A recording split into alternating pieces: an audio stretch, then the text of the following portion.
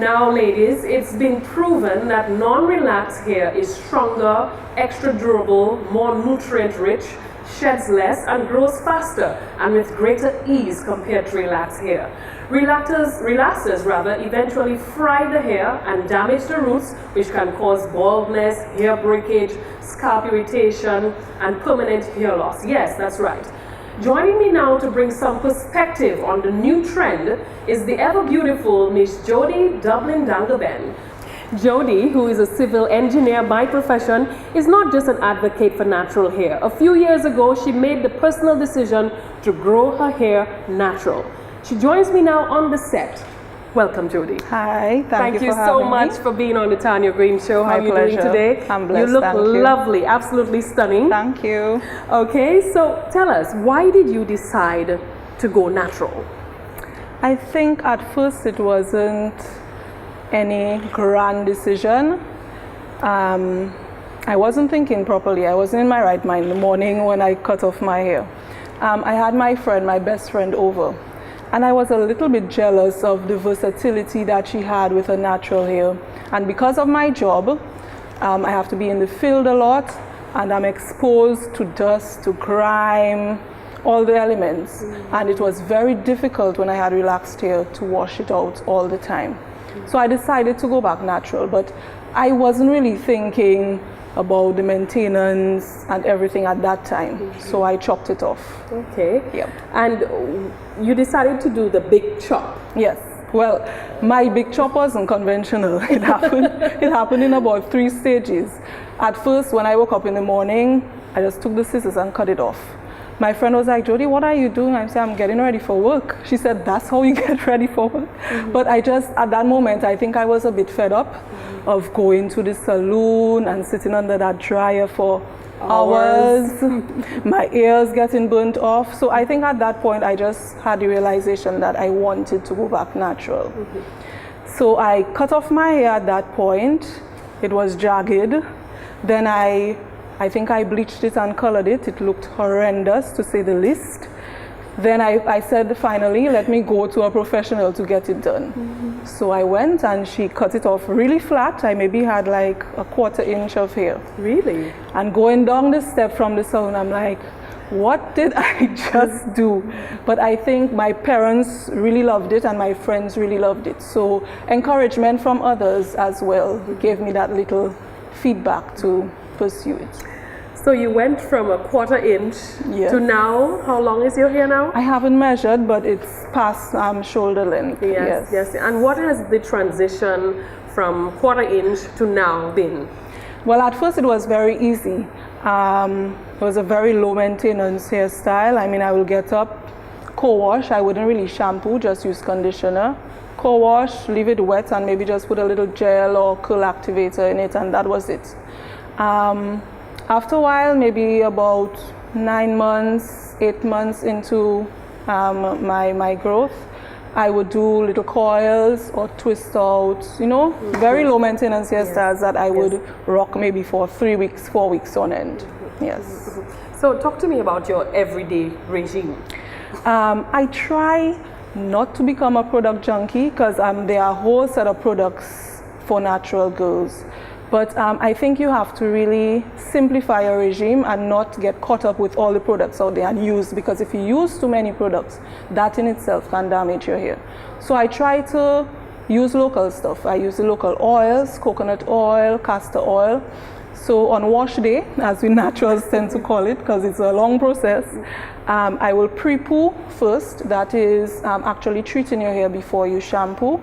So I will treat it with the coconut oil or castor oil, olive oil, and leave it. You can steam it if you want to with a heated cap, or just leave it while you're doing your Saturday chores. You leave it and the natural body heat will steam your hair. So I do that first and then I wash. But I don't wash traditionally using shampoo. I use a conditioning wash and then I deep condition after that. That is a lengthy process. Yes, so it seems to me that it has become more refined because I mean you have to experiment at first and then you see what works for you. So the time is being cut down quite a bit now. Yes. So how easy or how difficult is it to source the products that you use for your hair right now? Before it was a little bit difficult, but I think they are different stores that know what's going on, and they know a lot of women are actually going back to their natural hair. So they have been catering to us now. But I don't use a lot of products because, you know, the products, commercial products, have all these extra additives, preservatives that are very dangerous. You have the parabens, which they have been linked to breast cancer. So I'm very worried of the products that I actually use. Yes. So I tend to stick to the local products more. Okay. Yes. And, you know, I understand that you've developed yes. your own product. Yes. Your own product called Whipped Shea Butter by yes. Jodie's Naturals. Yes. Okay, people? Talk to us about the ingredients in this product. Okay, so it's all natural, and the base is it's shea butter from Ghana, unrefined shea butter, which you get from a little seed, and they process it into the butter. So I buy the butter wholesale, and I whip it with all different types of oil. So you have castor oil, coconut oil, olive oil, jojoba oil, rosemary, peppermint. It's a lot of ingredients, but it's all natural, so you don't have to worry about adding those chemicals to your hair. And what it does, it keeps the hair moist, because a lot of naturals complain about the hair drying out during the day. So what it does, it keeps the hair moist throughout the day. So how often would you have to apply that product? It's very concentrated, so not as often as you would the other products, commercial products. If you wash, you can apply a substantial amount, and then during the week you can just refresh with a little bit. Now give our viewers an idea of the quantity that you would put in the hair at any one time. Maybe like a teaspoon. It's very concentrated, so you maybe just pass it through your hand to kind of liquefy it a bit, and then pass through the hair. Now, have you introduced this product to your friends? Yes. They call it the hair crack. So I have had overwhelming support from my friends and people I don't even know. They hear it from others, and a lot of people have been buying the product. Okay. Yes.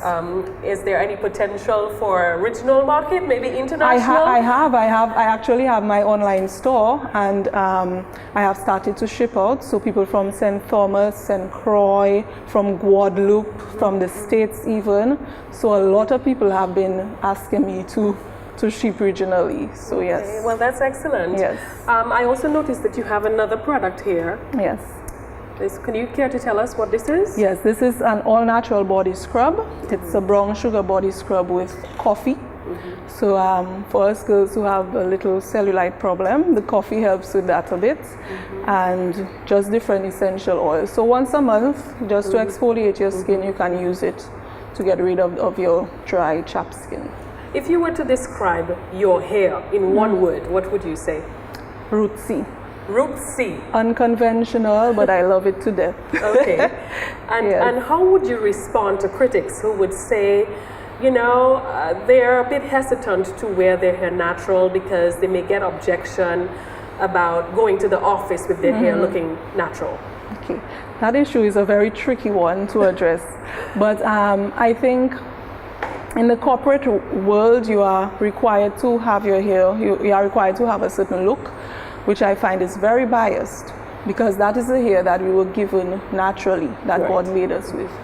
So I don't think the issue should be so much the type of hair as to whether your hair is unkempt or not, because if you wear braids, you wear weaves, you wear relaxers, they all have the potential to be unkempt. So it shouldn't be the type of hair, but whether you groom your hair properly, that should be the issue at hand, and not the type of hair that you have. What has been the public response, the general public response to your hair? Very positive. I mean, my phone is off the hook. I get WhatsApp messages from people I don't know. People have been calling my mom. People have been asking my family, you know, can they get in contact with me? They need to know how to do this. They need to know how to take care of their hair. What products do they need to use? So it's been very overwhelming, but very positive too. Yes. Let me talk specifically about the hairdo that you're wearing now. How long did it get you to put that together? Under 10 minutes. A lot of people ask me if I take very long, because it's very intricate. Yes. But It just happened haphazardly. Actually, at first, that wasn't the hairstyle that I wanted to do. It was something else I saw on YouTube, but then when I finished, I was like, that actually looks very good. So yes, this is my signature style. Oh, that's lovely. Yes. Do you go on YouTube to get tips on how to wear your hair at naturally? First, yes. Yes. And you found that it's been very helpful? It has, yes. Okay. So I advise a lot of people if they come to me. I said you could go on YouTube. There are a lot of videos out there with different tutorials on different hairstyles, different maintenance and care regimes. So there's a lot of information on the World Wide Web that they can use. Now get this, Jodie took her personal hair choice further and in 2011 established the Nature Island Girls with Natural Hair movement. To date, over 3,000 people have endorsed the site. Recently, Jodie organized a photo shoot at the Old Mill Cultural Center where 15 lovely Dominican women and girls put on display variations on how they wear their natural hair. Let's take a look at some of the great hairstyles.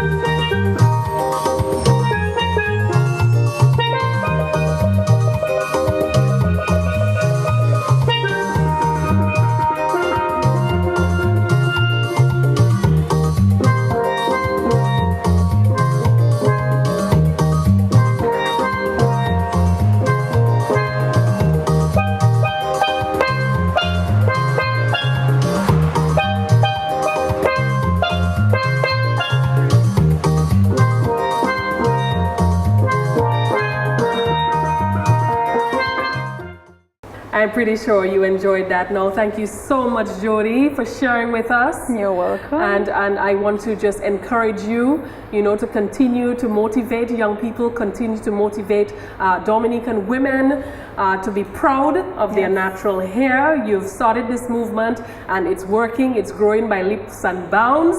3,000 people. Yes. That is amazing. Yes. All Dominican women. We have a few international people, but mostly Dominican. Okay. So you have Dominicans from abroad as well that are part of the group. All right. Well, thanks again for joining me on the Tarnia Green Show. And I want to wish you all the best in your future hair endeavors. Thanks much. Okay, bye. Good. I am sure you will agree that this was another exciting show. From this episode, we got a greater appreciation for natural hair. From the people we have spoken to, what we're seeing now is a confirmation that this is a lifestyle that is very important to a lot of women now in Dominica. It's a refreshing awakening or an acceptance of the natural beauty of black women and a rejection of the European concepts of what has been regarded as beauty for far too long. And that's all the time we have for the Tarnia Green Show today. We hope you enjoyed the show. Be sure to join us next time for another exciting show. Remember to like the Tarnia Green Show Facebook page and share with your friends. Until next time, I am Tarnia Green. Thanks for watching.